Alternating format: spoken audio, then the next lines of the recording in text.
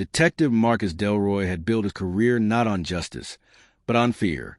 In the city of Ironwood, his name rang louder than the mayor's. He ran drug busts, gun stings, and street sweeps like a war general. But whispers followed him everywhere. He plants evidence. He takes kickbacks. He covers for the worst. But no one dared say out loud, not to his face, not in public, because Marcus had friends in high places, judges, lawyers, even news reporters who owed him stories or secrets, until she came along. Amara Jennings was no stranger to hardship, a former military interrogator turned civil rights attorney. She'd returned to Ironwood after her younger brother was arrested during a protest. He was one of many. What made his arrest different? He had video footage showing Detective Marcus Delroy punching him. Unprovoked, Amara took one look at that footage and knew this isn't just a bad cop. This is a man who thinks the law belongs to him. She filed a civil suit, naming Marcus Delroy directly. The move made headlines. He laughed it off. "You think some activist with a law degree can take me down?" he told the press. "She's just doing it for clout." But Marcus didn't know Amara's history. Not yet. Amara Jennings had worked in Kabul, Baghdad, and parts of Africa where courtrooms were luxury and justice was paid for in blood. She knew how to break lies wide open, with facts, with timing, and with psychological precision.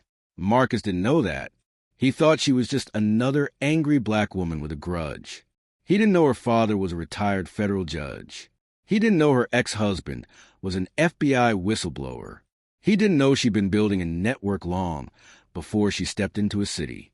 So when she filed a second case, this time on behalf of 5 other victims who'd remained silent for years, Marcus started to sweat. But still, he had the badge, the blue wall, his reputation. And he had something else, a move he'd used many times before. Marcus filed a countersuit, defamation. He accused Amara of slander, interference with a police investigation, and career sabotage. He was trying to drag her into court and force her to back down. But this time, the wrong woman was in his courtroom.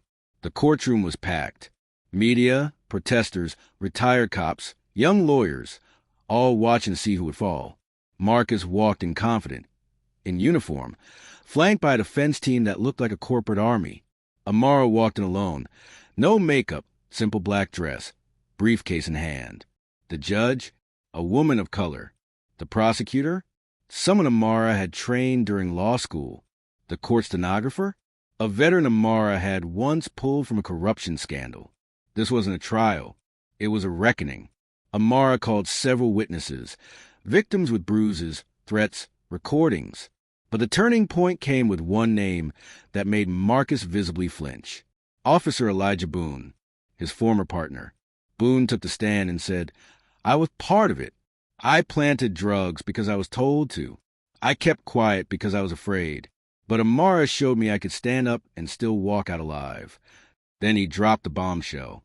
Marcus covered up a homicide in 2019. Internal Affairs buried it. But the bodycam files, she has them. Gasps. Amara opened her laptop, played the footage. The judge went silent. It showed Marcus laughing over the body of an unconscious teenager, later ruled dead from accidental overdose. Game over. The courtroom didn't erupt. It crumbled.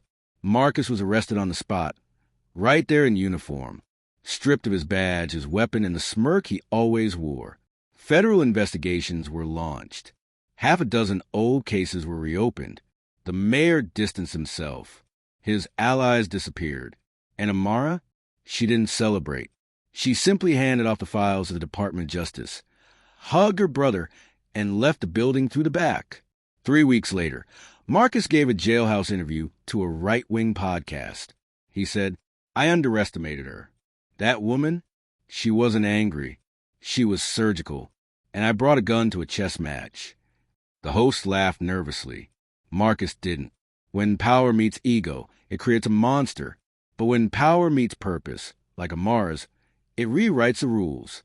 This wasn't just a victory in court. It was a warning to anyone who wears a badge and forgets what it stands for. No one is untouchable, especially when the truth walks in, wearing heels, carrying a briefcase, and a whole lot of receipts.